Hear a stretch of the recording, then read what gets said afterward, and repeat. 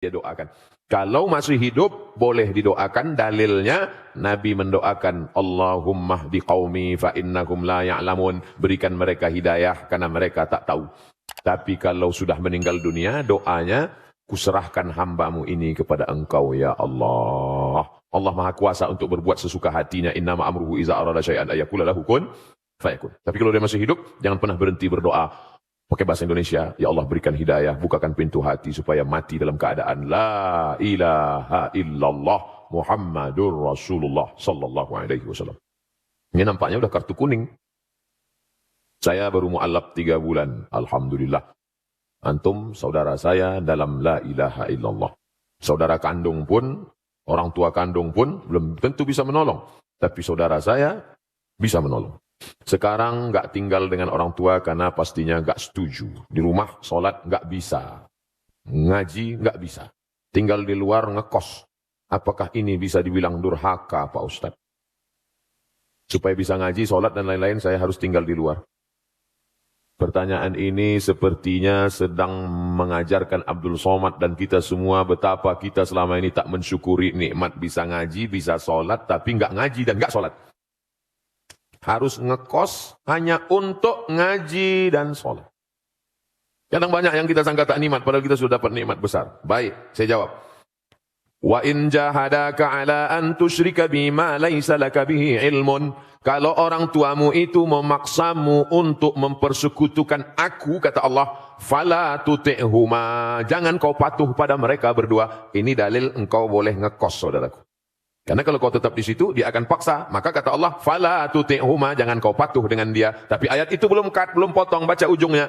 Wa sahibhuma fid dunya ma'rufa. Tetaplah engkau berinteraksi, berbakti kepada mereka. Kontradiktif.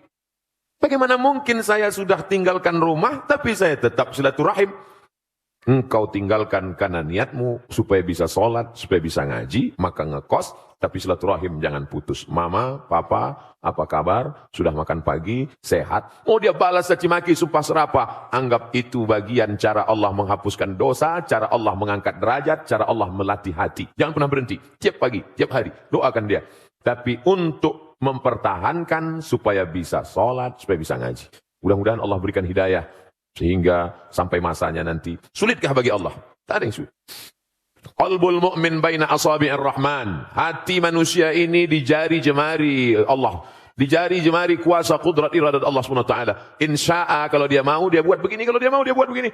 Lalu kenapa tidak dia kasih saja hidayah semua Pak Ustaz? Kalau semua dia kasih hidayah lalu kita dapat apa? Yahdiyallahu bika rajulan wahidan. Satu orang dapat hidayah karena mulutmu, karena SMS-mu, karena share-mu, karena statusmu. Khairum min humurin na'am.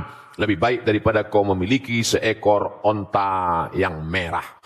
Pernah Bapak Ibu, kawan-kawan melihat onta warna merah? Onta itu kuning, hitam yang jarang-jarang mandi. Dan ada onta merah. Onta merah, onta yang bulunya kemerahan seperti brown, seperti itu mahogani.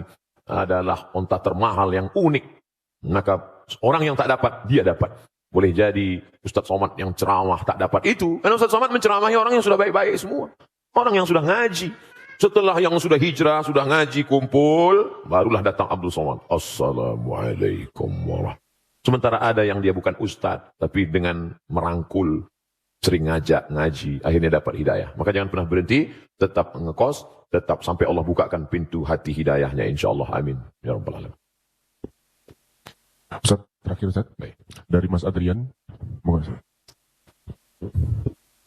Assalamualaikum warahmatullahi wabarakatuh. Waalaikumsalam warahmatullahi. Saya yakin setiap di antara kita tidak ada yang akan memberikan anak-anaknya, istrinya, keluarganya daging babi. Kenapa? Karena babi diharamkan oleh Allah. Tapi tanpa kita sadari masih banyak di antara diri kita, saya atau mungkin saudara-saudara kita yang masih memberikan keluarganya sesuatu yang mengandung riba. Yang jelas dalam Al-Baqarah 275 Allah menghalalkan jual beli sedangkan mengharamkan riba. Ustaz Abdul Somad yang saya sangat cintai, bagaimana untuk meyakinkan diri kita, keluarga kita dalam era zaman saat seperti ini yang sudah penuh dengan materialisme, kapitalisme, supaya kita bisa selamat khususnya dari hal yang diharamkan oleh Allah tersebut. Jazakallahu khair, Ustaz. Assalamualaikum warahmatullahi wabarakatuh. Waalaikumsalam warahmatullahi wabarakatuh. Mengapa orang terjebak pada riba? Pertama, kita tidak tahu. Yang tidak tahu, kita kasih tahu. Setelah tahu, maka harus berubah. Mengapa orang terjebak pada riba? Karena kebutuhan ekonomi, terdesak. Pilihannya cuma dua. Kalau tidak riba, mati. Maka dalam hal ini berlaku hukum darurat. Ad-darurat tubihul mahzurat. Yang darurat membolehkan yang terlarang sampai daruratnya hilang. Oke, termaafkan. Emergensi. Yang ketiga, terjebak pada riba karena style. Kalau tidak ngutang, tidak dianggap sebagai orang kaya. Akhirnya terjebak pada kehidupan yang semu dan palsu. Kerja setan, la'udillannahum, aku sesatkan mereka. Setelah sesat, wala'umanniyannahum, aku buat mereka berhalusinasi. Kau yang paling cantik, kau yang paling kaya, kau yang paling hebat, kau yang paling-paling. Padahal dia saja yang merasa. Orang lain lihat dia malah jijik. Nah, ini jebakan setan. Lebih bahaya daripada jebakan Batman. Yang keempat, maka Allah Ta'ala menyebutkan beberapa ancaman. Ancaman pertama, alladzina ya'kuluna riba, orang yang makan riba, la yaqumuna illa kama yaqumul ladzi yatakhabbathu syaitanu minal mas. Bangkit dari kubur ketika nanti ditiupkan sangkakala seperti orang yang kerasukan setan. Kata orang Jawa, kesambet. Begitulah nanti bentuk dia di padang mahsyar. Dua, ayyuma lahmin, setiap daging di badan, nabata min haramin, kalau tumbuh dari yang haram, fannaru aulabih, tempatnya api neraka. Sepiring nasi riba disuap berubah menjadi setetes darah haram, masuk ke dalam jantung, merusak otak anak. Yang hijau yang bersih jadi kotor. Darah dari jantung naik ke otak. Nasiyatin kadhibatin khati'ah, ubun-ubun pendosa. Kenapa ubun-ubun? Karena otak depan yang berpikir rusak disebabkan makan riba, makan haram. Tiga, ayyuma lahmin nabata min aramin, dari setetes darah berubah menjadi daging, daging membalut tulang, urat-urat, kulit. Nabata min aramin, kalau dia tumbuh dari neraka, tumbuh dari riba haram, fannaru aulabih, tempatnya api neraka jahanam. Yang keempat, rajulun as'ath akhbar, ada orang yang rambutnya kusut berdebu, mengangkat tangan berdoa, ya Rab, ya Allah. Doanya tak dikabulkan. Kenapa doanya tak dikabulkan? Mat'amuhu haram, makanannya haram. Masrabuhu haram, minumannya haram. Malbasuhu haram, pakaiannya haram. Wa ghudhiya bil haram, diberi makanan haram. Oleh sebab itu Abdullah bin Umar bin Khattab mengorek mulutnya. Dia muntahkan lagi. Ketika ada orang memberi kurma, dia makan. Setelah itu datang orang ngasih tahu. Itu tadi yang ngasih ente orangnya begini-begini. Dia muntahkan lagi. Makanya jangan senang dulu kalau ditraktir. Oleh sebab itu maka kita jaga diri kita, keluarga kita dari riba ini, beralih ke bank syariah. Alihkan tuh tabungan-tabungan bank syariah yang dapat fatwa DSN, Dewan Syariah Nasional. Kita kembangkan ekonomi syariah. Oh, kemarin saya baca buku Pak Ustadz, tidak syariahnya bank syariah, menuju syariah. Menuju syariah. Karena kalau langsung ujuk-ujuk ya nggak bisa, berproses. Haramnya khamar aja berproses. Dulu orang musyrik jahiliyah minum khamar sesuka hatinya. Allah tidak langsung haram dah, tapi berproses. La taqrabus shalah, jangan kamu salat wa antum sukara, ketika kamu sedang mabuk. Enggak boleh salat waktu mabuk. Artinya apa? Kalau enggak dalam salat boleh mabuk. Tapi jangan dipakai sekarang. Ini cerita tentang pengharaman khamar dulu. Jadi kalau mau salat zuhur jam 12, mabuk jam 9, ya enggak apa-apa, mabuk aja. Atau jangan dipotong. Dulu nih ceritanya, sebelum pengharaman. Setelah umat Islam mulai menjauhkan khamar, karena ketika itu ada sahabat yang mabuk minum sampai lupa ayat, sambil mabuk salat. Wala ana abidum ma'abattum wala antum abiduna ma'abud. Wala ana abidum ma'abattum wala antum abiduna ma'abud. Wala ana abidum ma'abattum. Maka turun ayat, la taqrabus salata wa antum sukara. Jangan kamu salat ketika kamu mabuk hatta ta'lamu ma taqulun, sampai kamu sadar apa yang kamu ucapkan. Artinya umat Islam sudah mulai menjauhi khamar, setelah jauh baru turun ayat kedua. Yas'alunaka 'anil khamri wal maisir.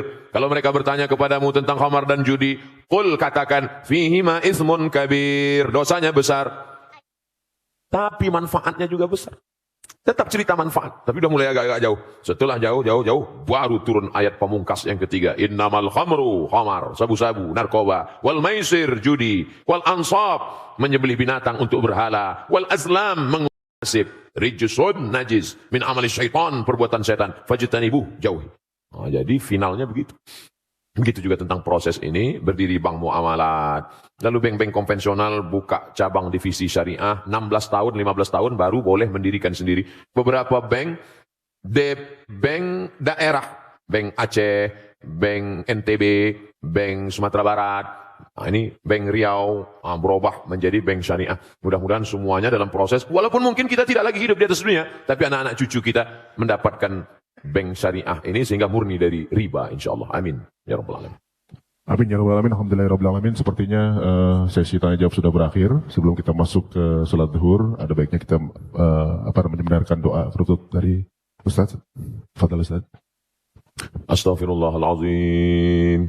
Astaghfirullahalazim. Astaghfirullahalazim. Alladzi la ilaha illa huwal hayyul qayyum wa atubu ilaih. Rabbana alaika tawakkalna, kepada Engkau kami bertawakal ya Allah. Wa ilaika anabna, kepada Engkau kami berserah diri ya Allah. Wa ilaikal masir, kepada Engkau kami semua akan mati menghadapmu ya Allah. Rabbana fir lana dzunubana, ampunkan dosa silap dan salah kami. Wali ummahatina, ibu yang sudah melahirkan kami 9 bulan 10 hari mengandung kami. Berapa kali dia tidak jadi solat duha gara-gara kami menangis di pelukannya. Berapa kali dia sudah ambil wudu akan tahajud juga tidak jadi karena kami menangis sampai pagi. Berapa kali dia tidak jadi mengganti baju hari raya demi kami. Berapa kali dia harus kena panas terik demi sekolah kami. Hari ini saat kami ingin membalas budi baiknya, dia sudah berada di dalam tanah. Tak dapat kami balas selain berdoa, Rabbana ufir lana dzunubana wali walidaina warhamhuma kama rabbayana saghira. Allahumma ja'al abna'ana wa banatina, anak-anak kami. Dulu di zaman kami kecil godaan ada, tapi di zaman anak-anak kami begitu hebat dan dahsyat. Selamatkan mereka dari narkoba, ya Allah. Selamatkan mereka dari zina. Selamatkan mereka dari pergaulan bebas. Selamatkan mereka dari segala perbuatan dosa dan maksiat. Ya muqallibal qulub, wahai Engkau yang membolak-balikkan hati, tsabbit qulubana, kokohkan hati kami ala dinik, dalam agamamu, wa ala ta'atik, dalam ketaatan kepadamu, ya Allah. Allahumma alif baina qulubina, hati yang sudah Kau satukan dalam iman dan Islam ini, maka jaga hati kami jangan sampai dirusak hanya karena hasad dan dengki, ya Allah. Allahumma tahhir qulubana minal hasadi wan nifaqi wal kibriya, jaga hati kami dari sifat angkuh dan sombong, jaga hati kami dari sifat syirik dan riya, jaga hati kami dari segala yang membuat amal kami hilang sia-sia, tak dapat menjadi bekal saat menghadapmu nanti, ya Allah. Allahumma barik lana fi amwalina, berikan berkah pada harta yang Kau titipkan kepada kami, sehingga harta itu tidak menjadi istidraj, nampaknya seperti nikmat tapi ternyata di balik itu semua azab. Jadikan harta kami berkah sehingga kami bisa berinfak, berwakaf, bersekolah, menyantuni anak yatim, membayarkan sekolah fakir miskin, mendirikan rumah jompo, menyantuni mereka yang kekurangan, ya Allah. Allahumma barik lana fi ahlina wa auladina, berikan berkah pada keluarga kami sehingga dapat kami membimbing sampai saat kami nanti menghadapmu, ya Allah. Allahumma ja'al hadzal balada baladan aminan mutmainnan ya'tihi rizquhu min kulli makan, jadikan negeri tempat tinggal kami Negara Kesatuan Republik Indonesia negeri yang aman, damai, bersih dari segala kehancuran, perpecahan, terbuka pintu rezeki dari segala penjuru. Allah mawaffiq ulata umurina, pemimpin-pemimpin kami, condongkan hati mereka untuk menolong agamamu dengan kekuasaan yang Kau titipkan di tangan mereka, ya Allah. Allahumma khtim lana bihusnil khatimah, tutup umur kami dengan husnul khatimah, wala takhtim alaina bisu'il khatimah, jangan Kau tutup hati kami, jangan Kau tutup umur kami, jangan Kau tutup usia kami dengan su'ul khatimah. Allahumma ja'al akhir kalamina, jadikan akhir kalam kami indan tihai ajalina, ketika ajal kami sampai yang terakhir keluar dari mulut kami adalah la ilaha illallah Muhammad Rasulullah sallallahu alaihi wasallam, kalimatu haqqin alaiha nahya, dengan itu kami hidup, wa alaiha namutu, dengan itu kami mati, wa biha nub'atsu, dengan itu juga nanti kami ingin dibangkitkan di padang mahsyar menghadapmu, ya Allah. Rabbana atina fid dunya hasanah wa fil akhirati hasanah wa qina adzabannar. Wa sallallahu ala sayyidina wa maulana Muhammad wa ala alihi wa sahbihi wa sallam. Walhamdulillahi rabbil alamin. Taqabbalallahu minkum minna wa minkum taqabbal ya karim. Terima kasih segala perhatian. Mohon maaf banyak silap salah kata tak berkenan di hati. Wassalamualaikum warahmatullahi wabarakatuh.